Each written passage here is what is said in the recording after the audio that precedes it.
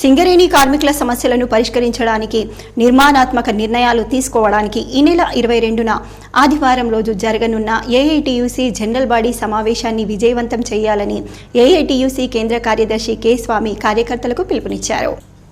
గోదావరికని భాస్కర్రావు భవన్లో శుక్రవారం ఏర్పాటు చేసిన సమావేశంలో ఆయన మాట్లాడుతూ సింగరేణి కార్మికులు 7వ దఫా జరిగిన గుర్తింపు సంఘం ఎన్నికల్లో కార్మికులు ఏఐటీయూసీపై నమ్మకంతో గెలిపించారని, ఆ నమ్మకాన్ని నిలబెట్టేలా ఏఐటీయూసీ నాయకత్వం పనిచేయాల్సిన అవసరం ఉందని అన్నారు.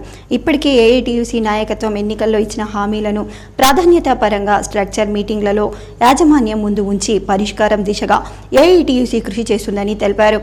కార్మికుల సమస్యలపై ఏఐటీయూసీ చేపడుతున్న నిర్ణయాలను కార్మికుల వద్దకు తీసుకెళ్లడానికి ఆదివారం జరగనున్న ఏఐటీయూసీ జనరల్ బాడీ సమావేశాన్ని విజయవంతం చేయాలని కోరారు. సింగరేణి కాలరీస్ వర్కర్స్ యూనియన్ గుర్తింపు సంఘంగా 7వ దఫా గెలిచిన తర్వాత వివిధ స్థాయిల్లో నిర్మాణాత్మక సమావేశాలు జరుగుతున్నాయి. మౌఖికంగా జరిగే రిప్రజెంటేషన్స్తో పాటు చట్టబద్ధంగా స్ట్రక్చర్ మీటింగ్లో మాట్లాడడం వల్ల సమస్యలకు ఒక పరిష్కారం లభిస్తుంది. జిఎం స్థాయిలో, డైరెక్టర్ స్థాయిలో, అదేవిధంగా సిఎండ్ఎండి స్థాయిలో జరిగే స్ట్రక్చర్ సమావేశాల్లో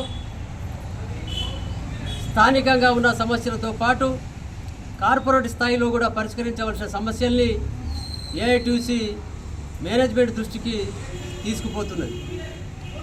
కార్మిక సోదరులకు తెలుసు, గత 10 సంవత్సరాలుగా స్ట్రక్చర్ సమావేశాలు జరగలేదు. కేవలం పైరవిలకే పరిమితమైన ఆ సంఘం వల్ల కార్మికులు ఏఐటీసీ పైన నమ్మకంతో 7వ దఫా ఎన్నికల్లో గెలిపించారు. 7 సార్లు ఎన్నికలు జరిగితే 4 సార్లు సింగరేణిలో ఏఐటీసీ గెలిచింది. కార్మికుల అభిమానంతో, ఆశీర్వాదంతో ఇక్కడ గుర్తింపు సంఘంగా గుర్తింపు పొందింది. అయితే ఈ స్ట్రక్చర్ సమావేశాల వివరాలను, స్ట్రక్చర్ సమావేశంలో జరిగేటటువంటి పరిష్కారాలను వివరంగా కార్మిక సోదరులకు చెప్పడానికి రేపు ఆదివారం 22వ తేదీన ఉదయం 10 గంటలకు భాస్కర్రావు భవన్లో 1000 మంది కార్మిక సోదరులతో, కార్యకర్తలతో, యూనియన్ డెలిగేట్లతో జనరల్ బాడీ జరపబోతున్నాం. ఆ జనరల్ బాడీకి యూనియన్ అధ్యక్షులు కామ్రేడ్ వాసిరెడ్డి సీతారామయ్య గారు, అలాగే ప్రధాన కార్యదర్శి కామ్రేడ్ కొరిమి రాజ్ కుమార్ గారు హాజరై వివరాలన్నీ కార్మిక సోదరులకు తెలియజెప్పడం జరుగుతుంది.